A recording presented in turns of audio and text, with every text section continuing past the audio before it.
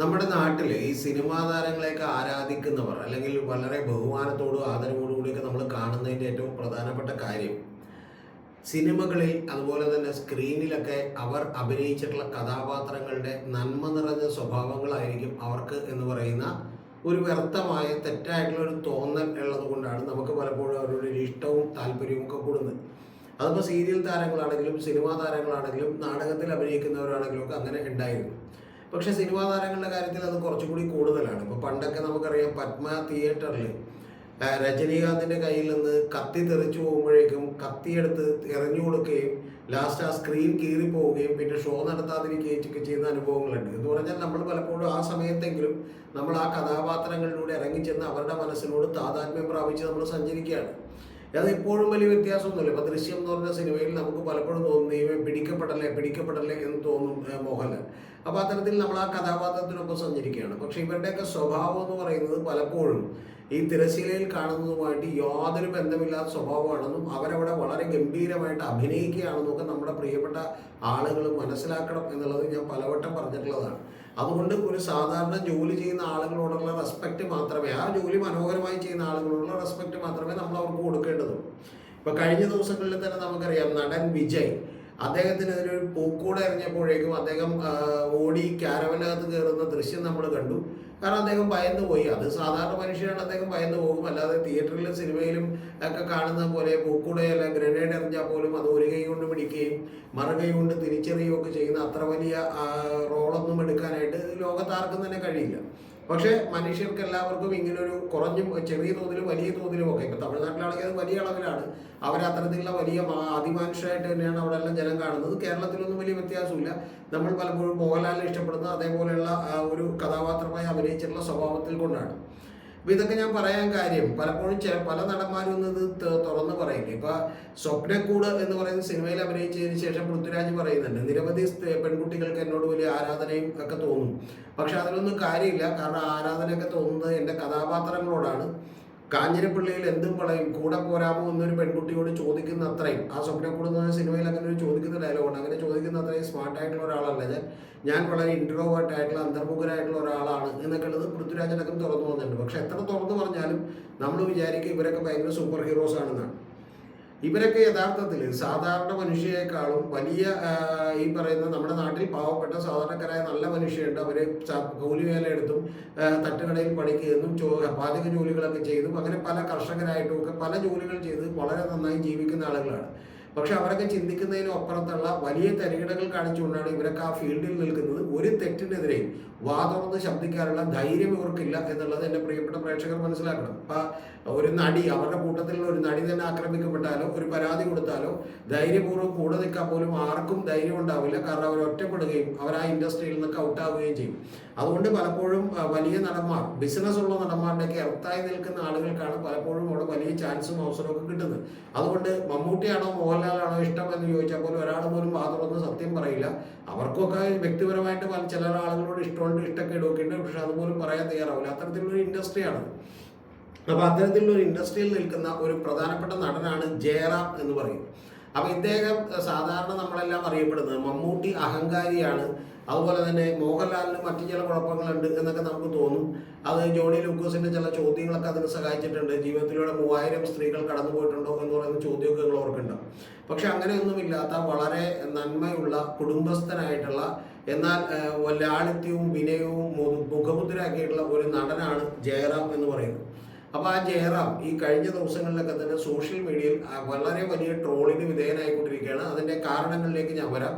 യഥാർത്ഥത്തിൽ നിങ്ങൾ സോഷ്യൽ മീഡിയയിൽ കണ്ട ട്രോള് പോലുമല്ല, അതിനപ്പുറത്തുള്ള ചില കാര്യങ്ങൾ കൂടി എനിക്ക് പറയാനുണ്ട്. അപ്പോൾ ആ ട്രോളുകളിലേക്ക് ഇദ്ദേഹം പ്രധാനപ്പെട്ട കാര്യമായി നിറയാനുള്ളൊരു കാരണം, ഇദ്ദേഹം മലയാളം ചാനലിൽ ഒരു ഇൻ്റർവ്യൂ എടുത്തു. ആ മലയാളം ചാനലിൽ ഇൻ്റർവ്യൂ എടുത്തപ്പോൾ ഇദ്ദേഹം പറഞ്ഞേക്കുന്നത് ഈ 2020 എന്ന് പറയുന്ന ഒരു സിനിമ ഇറക്കിയിരുന്നു. ആ സിനിമയുടെ ഏറ്റവും ഒടുവിൽ 5 പേര് സ്ലോ മോഷനിൽ നടക്കുന്നൊരു സീനുണ്ട്. ആ സിനിമ മിക്കവാറും തന്നെ പ്രേക്ഷകർ കണ്ടിട്ടുണ്ടാവും. നിങ്ങൾ ഓർത്തെടുത്തിട്ടുണ്ടെങ്കിൽ അറിയാം. ആ സിനിമയിൽ ഏറ്റവും പ്രധാനപ്പെട്ടത് മമ്മൂട്ടിയും അതുപോലെ തന്നെ മോഹൻലാലും പിന്നെ സുരേഷ് ഗോപിയും ദിലീപും ജയറാമും ഈ 5 പേര് നടക്കുന്നതായിട്ടാണ് സ്ക്രീനിലൊക്കെ തന്നെ കൊടുത്തിരുന്നത്, അല്ലെങ്കിൽ പോസ്റ്ററിലൊക്കെ തന്നെ കൊടുത്തിരുന്നത്. പക്ഷേ ഈ നടക്കുന്ന ഷോട്ടിൽ ജയറാമില്ല. അപ്പോൾ അതെന്തുകൊണ്ടാണ് എന്ന് പറയുന്ന ചോദ്യം ഇദ്ദേഹം തന്നെ അവരെ കൊണ്ട് ചോദിപ്പിക്കുകയും അതിന് ഉത്തരം പറയുകയും ചെയ്യും. അപ്പോൾ മലയാളം ചാനലിൽ ഉത്തരം പറഞ്ഞപ്പോൾ ജയറാം പറഞ്ഞിരുന്ന കാര്യം എന്താ വെച്ചിട്ടുണ്ടെങ്കിൽ അത് വേറൊന്നും കൊണ്ടല്ല, എനിക്ക് ശബരിമലക്ക് പോകണം എന്നുള്ളത് ഞാൻ പറഞ്ഞിരുന്നു. അപ്പോൾ ഷൂട്ടിങ്ങിന് വീണ്ടും ദിവസങ്ങൾ നീണ്ടുപോയി. ഇന്ന് എടുക്കാമെന്ന് പറഞ്ഞു, ഇന്ന് എടുത്തില്ല. പിന്നെ തൊട്ടടുത്ത ദിവസം എടുക്കാമെന്ന് പറഞ്ഞു, ജോഷി സാറ് പറഞ്ഞു, പക്ഷേ അപ്പോഴും എടുത്തില്ല. അപ്പോൾ മൂന്നാമത്തെ ദിവസത്തേക്ക് അത് പല തിരക്കുകൾ കൊണ്ട് മാറിപ്പോയതുകൊണ്ട് മൂന്നാമത്തെ ദിവസത്തേക്ക് നീട്ടിവെച്ചപ്പോഴത്തേക്കും ജയറാം പോകണമെന്ന് നിർബന്ധം പിടിച്ചു. അപ്പോൾ ജോഷി സാറ് ചോദിച്ചു, നിനക്ക് ഈ നടപ്പ് വേണോ, സ്ലോ മോഷനിൽ ഇവിടെ നടക്കണോ അതോ ശബരിമല വേണോ എന്ന് ചോദിച്ചു. അപ്പോൾ ഉടനെ തന്നെ ഇദ്ദേഹം പറയുന്നത്, എനിക്ക് ശബരിമല മതി, എനിക്ക് സ്ലോ മോഷനിൽ നടപ്പ് വേണ്ട, കാരണം എനിക്ക് ശബരിമലയേക്കാൾ വലുതല്ല ഒരു സിനിമയിലെ പ്രധാനപ്പെട്ട ലാസ്റ്റത്തെ സീനോ ഷൂട്ടോ ഒന്നും പറഞ്ഞുകൊണ്ട് അദ്ദേഹം വളരെ വിശ്വാസിയായ അദ്ദേഹം ശബരിമലക്ക് പോയി എന്നുള്ളതാണ് പറഞ്ഞിട്ടുള്ളത്. അപ്പോൾ ഇത്രയും നമുക്ക് കുഴപ്പമില്ല, പക്ഷെ നിങ്ങൾ അണ്ടർലൈൻ ചെയ്ത് കേൾക്കണം, അദ്ദേഹം ശബരിമല പോയി എന്നുള്ളതാണ് പറഞ്ഞേക്കുന്നത്. ഇനി അടുത്തത് അദ്ദേഹം പറയുന്നൊരു വാചകം എന്ന് വെച്ചാൽ തമിഴ് ഒരു ചാനലിൽ ഇൻ്റർവ്യൂ കൊടുത്തു. ആ തമിഴ് ചാനലിൽ ഇൻ്റർവ്യൂ എടുത്തപ്പോൾ അദ്ദേഹം ഇതേ കഥ തന്നെ, പക്ഷെ ഒരൊറ്റ വ്യത്യാസമുള്ള അദ്ദേഹം പറയുന്നത്, ഈ ഫോട്ടോയൊക്കെ അദ്ദേഹം എടുത്ത് കാണിച്ചുകൊണ്ടാണ് ആ പെൺകുട്ടിയോട് പറയുന്നത്, ഇതിൽ 4 പേരുണ്ട്, പക്ഷെ ഞാനില്ലാത്തതിൻ്റെ കാര്യം എന്താണെന്ന് അറിയും. ലാസ്റ്റ് നടക്കുമ്പോൾ എന്നോട് ഞാൻ പറഞ്ഞു എനിക്ക് ദീപാവലിയാണ്, അതുകൊണ്ട് എനിക്ക് പോകണം എന്ന് ഞാൻ പറഞ്ഞു, എനിക്ക് കുടുംബത്തോടൊപ്പം കഴിയണമെന്ന് പറഞ്ഞു. അപ്പോൾ അതുകൊണ്ട് അത് പിന്നെ 2 ദിവസത്തേക്ക് കൂടി ഷൂട്ടിംഗ് പിന്നെ നീണ്ടുപോയി. അപ്പം ഞാൻ നിർബന്ധം പിടിച്ചപ്പോൾ ജോഷി സാർ എൻ്റെ അടുത്ത് ചോദിച്ചു, നിനക്ക് ദീപാവലിയാണോ വലുത് അതോ ഈ സ്ലോ മോഷനിൽ ഈ സിനിമയിൽ നടക്കുന്നതാണോ എന്ന് ചോദിച്ചു. അപ്പോൾ ഇല്ല, എനിക്ക് നടപ്പൊന്നുമല്ല, എനിക്ക് ദീപാവലി തന്നെയാണ് വലുത് എന്ന് പറഞ്ഞു. അങ്ങനെ പുള്ളി ദീപാവലിക്ക് പോയി എന്നുള്ളതാണ്. ഇതിന് 4-5 സിനിമയൊന്നും എടുത്തിട്ടില്ല 2020. ഇപ്പം ഈ നമ്മുടെ ദൃശ്യം പോലെയൊക്കെ ആണെങ്കിൽ 3-4 സീരീസായി, 2-3 സീരീസായി. മറ്റേ CBI ഡയറക്ടറിപ്പ് ആണെങ്കിൽ 5 വരെ എത്തിയതൊക്കെ വിചാരിക്കും. പക്ഷേ ഇത് ഒരൊറ്റ സിനിമയാണ്. പക്ഷെ പുള്ളി ഓരോരുത്തർക്കും ഏതാണ് ഇഷ്ടപ്പെടുക എന്നുള്ളത് വിചാരിച്ചിട്ടാണ് തമിഴിൽ കൊടുക്കുമ്പോൾ ഇത് കൊടുക്കുന്നത്. ഇനി വേറൊരു ചാനലിൽ പുള്ളി ഇൻ്റർവ്യൂ എടുത്തപ്പോഴേക്കും എന്നുണ്ടെങ്കിൽ പുള്ളി പറയുന്നത് അത് ഓണത്തിനായിട്ടാണ് തോന്നുന്നത്. അപ്പോൾ പുള്ളി പറയുന്നത് എനിക്ക് ഓണത്തിന് വീട്ടിൽ പോകണം എന്ന് പറഞ്ഞു. അപ്പോൾ ജോഷി സാർ പറഞ്ഞു ഓണമാണോ വലുത് അതോ ഈ സ്ലോ മോഷനിൽ നടപ്പാണോ. അപ്പോൾ പുള്ളി ഓണത്തിന് പോയി എന്നുള്ളതാണ്. പിന്നെ ഒരെണ്ണം പുള്ളി വിഷുവിനും ആക്കിയിട്ടുണ്ട്. അങ്ങനെ 4 സ്ഥലത്തേക്ക് പുള്ളി ഇപ്പോൾ ആക്കിയിട്ടുണ്ട്. ഇനി അടുത്തത് പുള്ളി ഗൾഫിലോ അല്ലെങ്കിൽ മറ്റെവിടെയെങ്കിലും വെച്ചോ ഒരു ഇൻ്റർവ്യൂ കൊടുക്കേണ്ടി വന്നിട്ടുണ്ടെങ്കിൽ അത് ഹജ്ജാക്കി പുള്ളി തീർക്കാനായിട്ട് അധികം താമസമില്ല എന്നുള്ളത് എൻ്റെ പ്രിയപ്പെട്ട പ്രേക്ഷകരോട് ഞാൻ പറയട്ടെ. ഇനി ഇത് മാത്രമല്ല കാര്യം, ഇത് പോട്ടെ എന്ന് വിചാരിക്കാം, ഇതൊരു തവണ പറ്റിയ അബദ്ധമാണ് എന്ന് വിചാരിക്കും. എങ്കിൽ പോലും ഈ അബദ്ധം മനഃപൂർവ്വമാണ്. കാരണം വാ തുറന്നാൽ ഇവരൊക്കെ ഒരു ചെറിയ കാര്യത്തിന് വേണ്ടി പോലും എത്രത്തോളം നുണ പറയുന്നു എന്നുള്ളത് എൻ്റെ പ്രിയപ്പെട്ട പ്രേക്ഷകരൊന്നും ആലോചിക്കണം. അപ്പം ഇങ്ങനെയൊന്നും പറഞ്ഞാലും ഇല്ലെങ്കിലും ഇപ്പോൾ പുള്ളി ദീപാവലിക്ക് പോയി എന്ന് പറഞ്ഞാലും ഇനി തമിഴ്നാട്ടിൽ നിന്ന് ശബരിമല പോയി എന്ന് പറഞ്ഞാൽ ഇത് കേൾക്കണവനൊരു വ്യത്യാസം ഉണ്ടാവില്ല. പക്ഷെ ആ വിശ്വാസികളുടെ വോട്ട് താല്പര്യം പിന്തുണ കൂടി അല്ലെങ്കിൽ അവരുടെ ഒരു ഇഷ്ടം കൂടി എനിക്ക് പിടിച്ചെടുക്കണം എന്ന് വിചാരിച്ചിട്ടാണ് ഈ ഇത്ര വലിയ ഗിമ്മിക്ക് കാണിക്കുന്നതെന്നൊക്കെ ഒന്ന് ആലോചിക്കണം. പ്രത്യേകിച്ച് ഉണ്ണി പോകുന്നതിൻ്റെയൊക്കെ ഒരു സിനിമ വിജയിച്ചല്ലോ, ശബരിമലൊക്കെ പോകുന്നത്. അപ്പോൾ പുള്ളിക്ക് തോന്നി ഇനി അത്തരത്തിൽ വിശ്വാസ സമൂഹത്തിനെ പിടിച്ചെടുക്കുന്നത് വളരെ ഗുണകരമാണെന്ന് നോക്കിയിട്ടാണ് പുള്ളി ഇത്തരത്തിലുള്ള ഇൻ്റർവ്യൂകളൊക്കെ കൊടുത്തുകൊണ്ടിരിക്കുന്നത്. ഇനി അടുത്തത് പുള്ളി പറയുന്ന വേറൊരു തള്ളുകൂടിയുണ്ട്, അതുകൂടി കേൾക്കണം നിങ്ങൾ. അതാണ് ബാക്കിയുള്ള ആരും പറയാത്തത്. അത് ആ തള്ളിൽ അവർ പറയുന്ന ഒരു വാചകം എന്താണെന്ന് വെച്ചിട്ടുണ്ടെങ്കിൽ പുള്ളി പറയുന്നത് എന്താണ് നിങ്ങളുടെ മദർ ടങ് എന്ന് ചോദിച്ചിട്ടുണ്ടെങ്കിൽ, നിങ്ങളുടെ മാതൃഭാഷ എന്താണെന്ന് ചോദിച്ചാൽ മലയാളത്തിൽ ഇൻ്റർവ്യൂ എടുക്കുമ്പോൾ പുള്ളി പറഞ്ഞുകൊണ്ടിരിക്കുന്നത് മാതൃഭാഷ മലയാളമാണ് എന്നുള്ളതാണ്. അത് പുള്ളിക്ക് വേറെ വ്യത്യാസമൊന്നുമില്ല. അത് പക്ഷേ മലയാള യൂട്യൂബേഴ്സിന് ഇൻ്റർവ്യൂ എടുക്കുമ്പോഴാണ്, മലയാള ചാനലിലേക്ക് ഇൻ്റർവ്യൂ എടുക്കുമ്പോഴാണ്. പുള്ളി യഥാർത്ഥത്തിൽ നമുക്കറിയാലോ, അദ്ദേഹം ഈ പറയുന്ന പ്രശസ്തനായിട്ടുള്ള IAS കാരൻ്റെയൊക്കെ ബന്ധുവാണ്. അപ്പോൾ അതിനുശേഷം അദ്ദേഹം മലയാറ്റൂർ രാമകൃഷ്ണൻ്റെ ബന്ധുവാണ്. അദ്ദേഹത്തിന് ഈ പറഞ്ഞ പോലെ ചേട്ടൻ അനിയൻ്റെ മകനാണ്. അപ്പോൾ അത്ര അടുത്ത ബന്ധമുള്ള ഒരാളാണ്. അപ്പോൾ അദ്ദേഹം പറയുന്നത് അദ്ദേഹം പെരുമ്പാവൂരാണ് ജീവിച്ചത്. അദ്ദേഹം ആശാശരത്തിനെ ഇപ്പോൾ കണ്ടതും അതുപോലെ തന്നെ പോകുന്ന പെൺകുട്ടിയെ നോക്കിയെന്നതുമൊക്കെ അദ്ദേഹം പറയാറുണ്ട് ആശാശരത്തിന് ചെറുപ്പകാലത്ത്. പക്ഷേ അതൊക്കെ അദ്ദേഹം മറന്നു. അദ്ദേഹം പറയുന്നത് ഇപ്പോൾ അദ്ദേഹം തമിഴാണ് വീട്ടിൽ പേശുന്നത്, തമിഴ്നാട്ടുകാരനാണ്, തമിഴാണ് മാതൃഭാഷ എന്നുള്ളതാണ്. പക്ഷെ തമിഴിൽ ചെന്ന് ഇൻ്റർവ്യൂ എടുക്കുമ്പോൾ പുള്ളി പറയുന്നത് തമിഴാണ് മാതൃഭാഷ എന്നാണ്. മലയാളത്തിൽ കൊടുക്കുമ്പോൾ മലയാളമാണ് മാതൃഭാഷ. കൂടാതെ തമിഴ് എന്ത് ചെയ്യും, തമിഴ് നന്നായി പുരിയും, കാരണം തമിഴാണ് വീട്ടിൽ സംസാരിച്ചുകൊണ്ടിരുന്നത് എന്നുള്ളതാണ് ഇദ്ദേഹം പറഞ്ഞുകൊണ്ടിരിക്കുന്നത്. ഭാര്യയും മക്കളും എല്ലാം തന്നെ തമിഴാണെന്നാണ് ഇദ്ദേഹം പറയുന്നത്. യഥാർത്ഥത്തിൽ പാർവതി അവിടെ ചെന്നിട്ടാണ് തമിഴ് പഠിച്ചിട്ടുണ്ടാവുക, അല്ലാതെ പാർവതിക്ക് തമിഴൊന്നും അറിയാൻ പാടുണ്ടായില്ല. പാർവതി തിരുവല്ലയിലുള്ള ഒരാളാണ്. പാർവതി ഇവിടെ തന്നെയാണ് ജനിച്ചു വളർന്നുക. പക്ഷെ ഇത്ര തന്മയത്വത്തോടെ കളവ് പറയാൻ അറിയാത്തതുകൊണ്ടായിരിക്കും പാർവതി കൂട്ടത്തിൽ തള്ളിയിട്ടില്ല. പിന്നെ ചില ഇൻ്റർവ്യൂകളിലൊക്കെ ഇരുന്ന് പറയുന്നേക്കാം പാർവതി നന്നായിട്ട് ഫുഡ് ഉണ്ടാക്കും, നന്നായിട്ട് ഭക്ഷണം ഉണ്ടാക്കും എന്നൊക്കെ പറഞ്ഞ് പറയുന്നേക്കാം.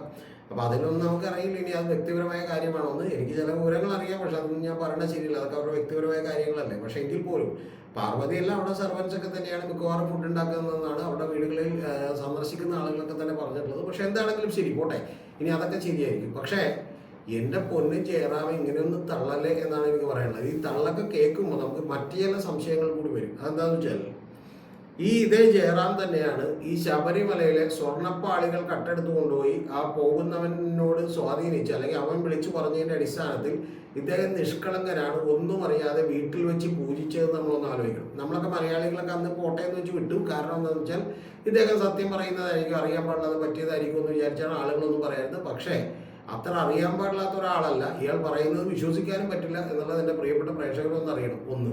ഇനി രണ്ടാമത്തെ കാര്യം, ഇദ്ദേഹം അന്ന് പറഞ്ഞ വേറൊരു ഡയലോഗ് ഉണ്ട്. ഞാൻ എന്തോ ഒരു പണം ഇയാൾക്ക് കൊടുത്തു, വെറും 500 രൂപയാണ് കൊടുത്തത് എന്നുള്ളതാണ് പറയുന്നത്. ആർക്ക്? ഉണ്ണികൃഷ്ണൻ പോറ്റി ഇവിടെ നിന്ന് ഈ പറയുന്ന ശബരിമലയിൽ നിന്ന് സ്വർണം മാറ്റിയെടുക്കാൻ വേണ്ടി കൊണ്ടുപോയ കട്ടളപ്പാളികൾ ഓരോരുത്തർ വലിയ വലിയ വ്യവസായികളിലൊക്കെ വീട്ടിൽ വെച്ച് പൂജിക്കാൻ വേണ്ടി കൊടുത്തപ്പോൾ അതിലൊന്ന് ജയറാമിൻ്റെ വീടാണ്. ജയറാമിനെ അങ്ങോട്ട് വിളിച്ചതാണ്. ജയറാമിനെ രാവിലെ സ്വപ്നം കണ്ടു, അതുകൊണ്ട് ജയറാമിനെ വിളിച്ചാണെന്ന് പറഞ്ഞ് ജയറാമിനെ വിളിച്ചു. എന്നിട്ട് ജയറാം വെറും 500 രൂപ കൊടുത്തു എന്നുള്ളതാണ് പറയുന്നത്. വണ്ടിക്ക് കൊണ്ടുപോകണമെങ്കിൽ എത്ര കാശ് വേണമെന്നുള്ളത് നിങ്ങളൊന്ന് ചിന്തിച്ചാൽ മതി. അപ്പോൾ ഈ ഒരു ചെറിയ കാര്യത്തിൽ ഇത്രയും നുണ പറയുന്ന ജയറാം ചിലപ്പോൾ ഇതിൻ്റെ കാര്യത്തിൽ എന്തൊക്കെ നുണ പറഞ്ഞിട്ടുണ്ടാകും എന്നുള്ളതാണ് എനിക്ക് ചോദിക്കാനുള്ളത്. അത് മാത്രമേ എനിക്ക് ചോദിക്കാനുള്ളൂ. അപ്പോൾ ജയറാം കുറച്ചൊക്കെ തള്ളു, കുറച്ച് മതി. 2000 രൂപ കൊടുത്താൽ ഒരു യൂട്യൂബർ ചില ആളുകൾ ജയറാമിനെ കുറിച്ച് പറയുന്നുണ്ട്. എന്ന് പറഞ്ഞിട്ടുണ്ടെങ്കിൽ ഒരു 5000 രൂപ കൊടുത്താൽ 5 ലക്ഷം രൂപയുടെ വിനയം പുള്ളി വാരി വിതറുമെന്നാണ്. അപ്പോൾ അത്തരത്തിലുള്ള വിനയമൊന്നും വാരി വിതറി ഈ നാട്ടിലുള്ള ആളുകളെ പറ്റിക്കാൻ വേണ്ടി നിൽക്കില്ലേ. വല്ലപ്പോഴുമെങ്കിലും സത്യം പറയൂ എന്നുള്ളതാണ് എനിക്ക് പ്രിയപ്പെട്ട ജയറാമിനോട് പറയാനുള്ളത്. പിന്നെ മറ്റേ കാര്യത്തിലൊക്കെ പറഞ്ഞത് സത്യമാണെന്ന് ഞങ്ങൾ വിശ്വസിക്കുന്നു. അപ്പോൾ അതിലും ഇനി അടുത്ത ഇൻ്റർവ്യൂ കൊടുക്കുമ്പോൾ 500 രൂപ എന്നുള്ളത് 5000 ആയും 50,000 ആയും ഒക്കെ മാറരുതേ ജയറാമേ എന്നാണ് പറയുന്നത്. അത് നിങ്ങൾക്ക് വേണ്ടി മാത്രം ഞാൻ പറഞ്ഞതാണ്.